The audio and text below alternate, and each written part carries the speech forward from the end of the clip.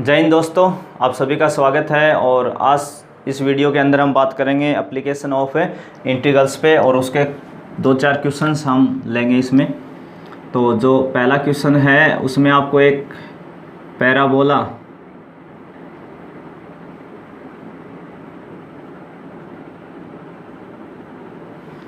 दिया है। क्वेश्चंस आपका है जिसमें पैराबोला क्या है, y square is equal to 4x। Y square is equal to कितना है 4x। और इसके साथ एक आपको रेखा दी है, लाइन। एक क्या दी है, line x is equal to 3। आपको इस पैराबोला और इस लाइन से जो बाउंडेड एरिया होगा वो बताना, बाउंडेड जो रीजन होगा, बाउंडेड जो क्षेत्र होगा वो आपको बताना है। तो देखो पैराबोला में y और x दोनों आ रहे हैं, लाइन के अंदर x अकेला आ रहा है, बराबर में तो कांस्टेंट है। तो मैंने पीछे भी वीडियो में बताया था कि जब दोनों में x y मिलेंगे तब हम उनका इंटरसेक्ट पॉइंट निकालते हैं, प्रतिच्छेद बिंदु। नहीं तो हम सीधा ही सॉल्व कर लेते हैं। तो यहाँ पे हम डायरेक्ट इसका डायग्राम बना देते हैं। छोटा सा आसान सा क्वेश्चन है, तो क्वाड्रेंट सबको बनाना आता है, इसमें तो कोई समस्या है ही नहीं।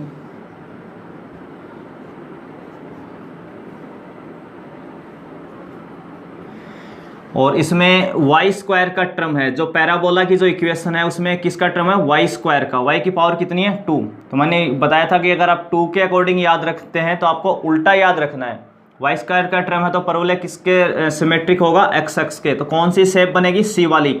और इसका जो वर्टेक्स है यानी जो शीर्ष है वो भी कहाँ है, ओरिजिन पे है। तो अभी हमें सिंपल वाले क्वेश्चन ही हैं अपने। तो ये एक ऐसा पैराबोला आपका बनेगा जो ओरिजिन से पास हो जाए, मूल बिंदु से जाता हो, और सी शेप बनेगी। पैराबोला में मैंने बताया था कि दो ही शेप बनानी है, तो सी वाली बनेगी या यू वाली, बस। इसके अलावा आपको बनाना ही नहीं है अभी। एक बार इन दो में अपना काम चल जाएगा पूरा। अब x बराबर 3 क्या अपनी लाइन की इक्वेशन है, रेखा का समीकरण है। तो इसमें x बराबर जब जब कोई कांस्टेंट आता है तो हम वाई एक्स के पैरेलल एक लाइन खींचते हैं। किसके पैरेलल खींचते हैं, वाई एक्स के। तो x बराबर कितना है 3। तो देखो यहाँ x और y तो दोनों ही जीरो, ओरिजिन पे तो दोनों ही जीरो हैं। x इधर आगे बढ़े तो 1 2 और 3, वो आपकी मर्जी है। जहाँ भी आप मान लें, कहीं भी एक जगह मान लें कि लगभग मेरा इतना एक, हमें रफली आइडिया लेना बस। x बराबर 3। तो आपको ये पैराबोला और इस लाइन के बीच का तो ये एरिया बताना है टोटल। तो हम टोटल ना बता के हम x एक्स से ऊपर का ले लेंगे क्योंकि उतना ही नीचे होगा। तो हम 2 से मल्टीप्लाई कर लेंगे। तो जो आपका टोटल एरिया आएगा, कुल क्षेत्रफल, उसको एक तो 2 से मल्टीप्लाई और इंटीग्रेशन की लिमिट। देखो ये एरिया आपको यहाँ से स्टार्ट हो रहा है, तो यहाँ x बराबर कितना है 0, तो 0।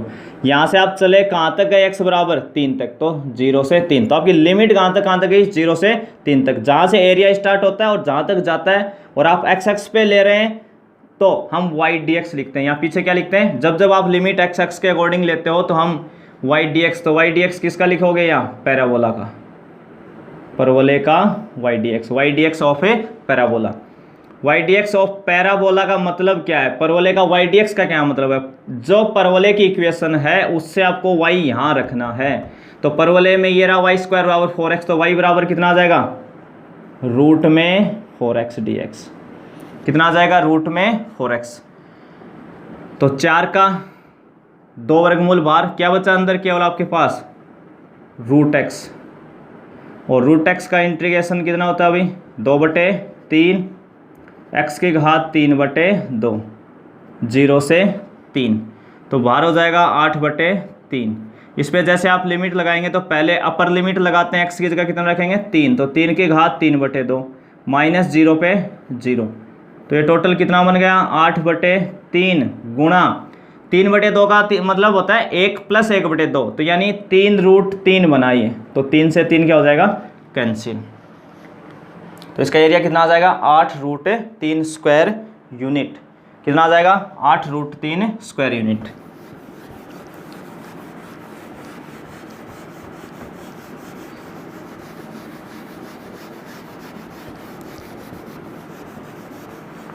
एक क्वेश्चंस और देखते हैं हम इसी में।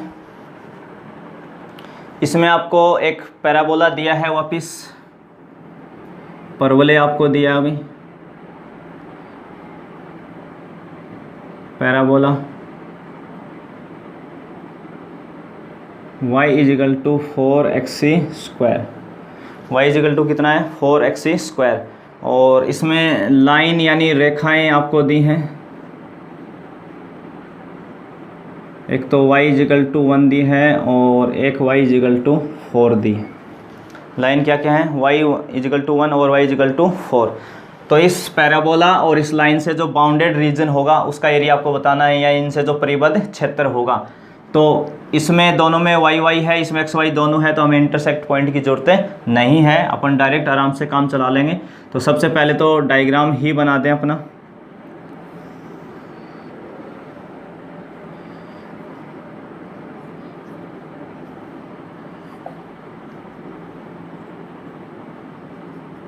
तो इस बार जो पैराबोला की इक्वेशन है उसमें x² यानी 2 घात x के ऊपर लगी है। 2 घात किस पे लगी है, x के। तो हमें उल्टा याद रखना है, y x के सिमेट्रिक होगा।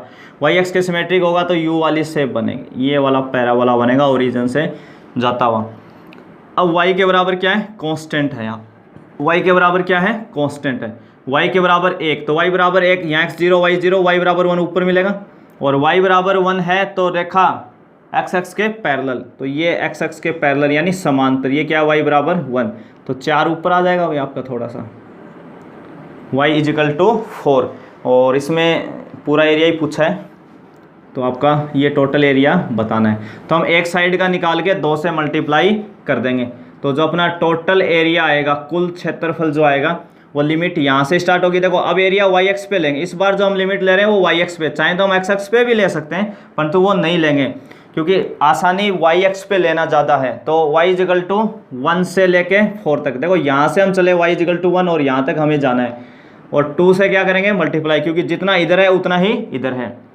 तो लिमिट हो गई 1 से 4, और वाई एक्स पे ले रहे हो इसलिए परवलय का इस बार क्या लेना पड़ेगा, एक्स डी वाई। ये हमें ध्यान रखना है, जब जब हम लिमिट वाई एक्स पे लेते हैं तो डी वाई के रेस्पेक्ट में इंटीग्रेशन करते हैं समाकलन, और जब हम लिमिट एक्स एक्स पे लेते हैं तो डी एक्स के रेस्पेक्ट में इंटीग्रेशन करते हैं। तो परवलय का एक्स डी वाई, परवलय का एक्स डी वाई का मतलब परवलय की इक्वेशन से हमें एक्स की वैल्यू पुट करवानी है। तो देखो यहाँ एक्स स्क्वायर बराबर कितना, ये 4 इसके नीचे आ जाएगा, तो एक्स स्क्वायर बराबर क्या बनेगा, वाई बटे 4। तो एक्स कितना बनेगा, रूट में वाई बटे 4 डी वाई। तो ये 2 पहले से ही है, 1/4 का वर्गमूल 1/2 बाहर आ जाएगा, अंदर कितना बचने वाला, केवल रूट वाई। तो 2 से 2 आपका कैंसिल, तो रूट वाई का कितना होता है, जैसे हमने पिछली बार रूट एक्स का किया था सेम वैसे ही, तो 2/3 और वाई की घात 3/2, लिमिट 1 से 4। तो लिमिट लगाएंगे तो पहले कौन सी लिमिट लगाएंगे आप, अपर लिमिट। कौन सी लिमिट लगाएंगे, अपर लिमिट। इधर लिख देता हूँ मैं 2/3, तो यहाँ y की जगह कितना लिखेंगे 4, तो 4 की घात 3/2 माइनस y की जगह कितना रखेंगे 1 की घात 3/2। तो 4 की घात 3/2 का मतलब होता है 8, 3/2 का मतलब अभी मैंने बताया था 1 + 1/2 यानी 1/4 और 1 × में 4 का रूट, तो 4 का रूट 2 आ जाएगा, 4 खुद मल्टीप्लाई हो गए 8 हो जाएंगे टोटल, माइनस 1 की घात जो भी है 1, 8 में से गए 7, 2 को गुणा करेंगे तो 14/3 हो जाएगा। तो ये कितना हो जाएगा 14/3। सिंपल सा क्वेश्चन था। एक क्वेश्चन और देखते हैं हम इसका।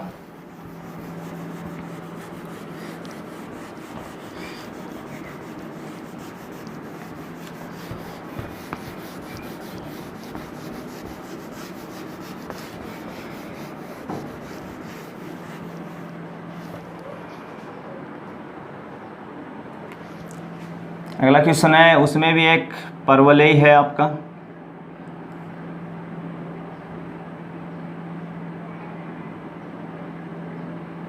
y² = 8x, y² = कितना है 8x, और इसके 2 लाइन यानी रेखाएं या कोटियां आपको दे रखी हैं।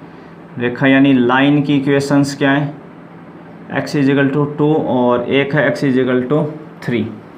तो सेम पीछे वाले तरीके से वो y बराबर था ये x के। तो इसका डायग्राम जब हम बनाएंगे, सबसे पहले डायग्राम ही बना देते हैं इसका।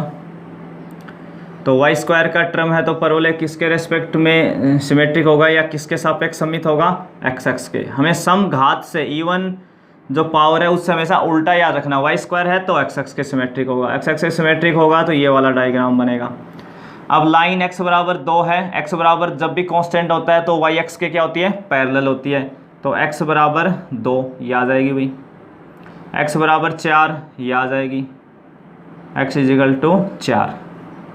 आपको ये एरिया बताना है,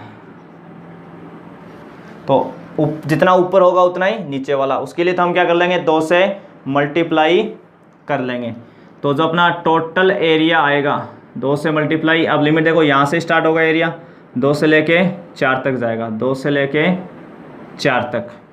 किसका वाई डी एक्स लिखने वाले हो, एक्स एक्स पे ले रहे हो इसलिए परवलय का वाई डी एक्स 2 से 4। तो देखो y बराबर कितना आ जाएगा, रूट में 8x, तो रूट 8 कितना होता है, 2 रूट 2, ये मैंने सीधा ही लिख दिया भाई, रूट 8 का 2 रूट 2। अब बचा रूट एक्स का इंटीग्रेशन हमने अभी भी लिखा था 2/3 और x की घात 3/2 और लिमिट 2 से 4। देखो टोटल बाहर कितना बना, 2 4 और 8 रूट 2/3 बन गया। पहले आप 4 लिखेंगे तो 4 की घात 3/2 माइनस 2 लिखेंगे तो 2 की घात 3/2।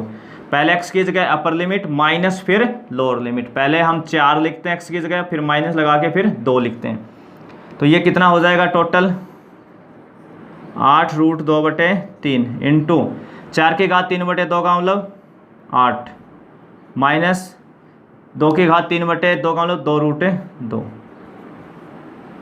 बस ये आपका क्या हो जाएगा इसका आंसर। रूट 2 का आप अंदर मल्टीप्लाई कर सकते हैं। इसी में एक क्वेश्चंस और लेते हैं अपन लास्ट।